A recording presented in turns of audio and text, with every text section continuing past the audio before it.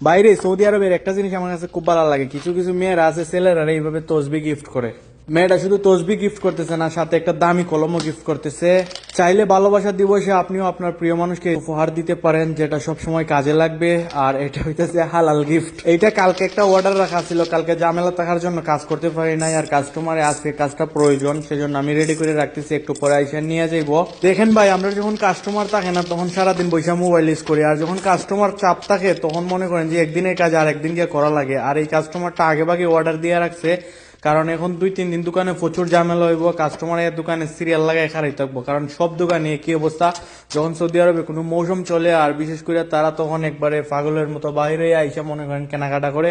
আর প্রচুর গিফটের কাজ করতেছি এই 2-3 দিন যাবত। কাস্টমারের ডিজাইন সুন্দর চাই কিন্তু টাকা কম। আমার বলছে যে 150 রিয়ালের ভিতরে শেষ করার লেগে।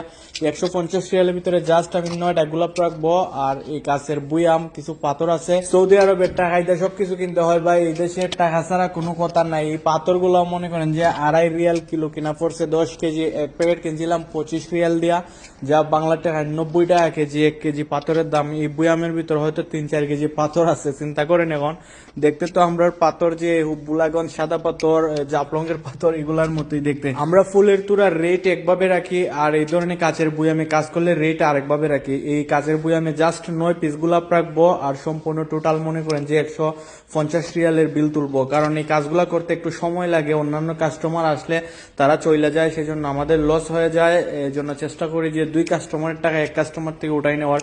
কারণ এখন যেহেতু মৌসুমে আমরা ডিসকাউন্ট দিই না, মৌসুমের সময় আমরা চেষ্টা করি যে বড় বড় কাজগুলো করার। কারণ কিছু কিছু ছোট কাস্টমার আছে, ওরা হিসাব বেড়াচারা লাগাই দেয় দোকানে। কারণ বড় কাস্টমার 2-1টা বিক্রি করলে যথেষ্ট, আর ছোট কাস্টমার কাজ করলে বড় কাস্টমার গুলো অপেক্ষা করতে চায় না।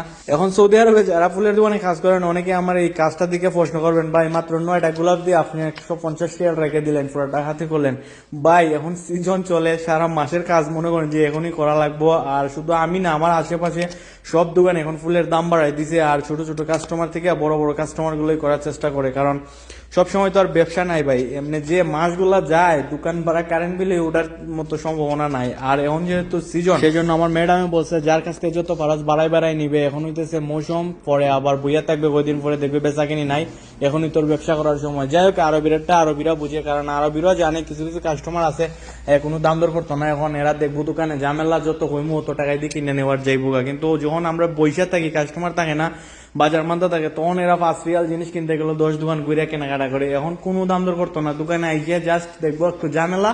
অন্যান্য সৌদিরা সামনে মনে করেন যে বার্গেনিং করতো না, যে এরা আমরা একলা পাইলে মনে করেন বার্গেনিং করে এর দাম কমাইলা। যখন দেখবো অন্যান্য কাস্টমার দোকানে মাল কেনাকাটা করতেছে, তখন যত কইমু অত টাকায় দিয়ে কিনে নিয়ে যায়। এটা সবচেয়ে বড় একটা শান্তি লাগে যে না, কাস্টমার দাম দর একটু কম করে। কারণ সৌদিরা সামনে চায় না যে একটু কথা কইয়া দাম কমাইয়া নিজের ফেস্টেজ একটু ছোট করতো, সেই জন্য সবাই সবার উপরে থাকতে চায়, সেই জন্য দাম দর কম করে।